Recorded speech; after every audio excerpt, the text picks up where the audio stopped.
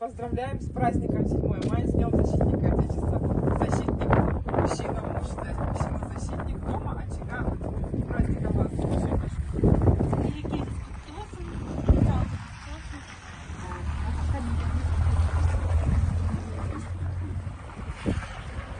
Мы поздравляем вас с праздником, с Днем Защитника Отечества. Спасибо. Здоровья вам, благополучия. Берекеңізбен құттықтаймын сізге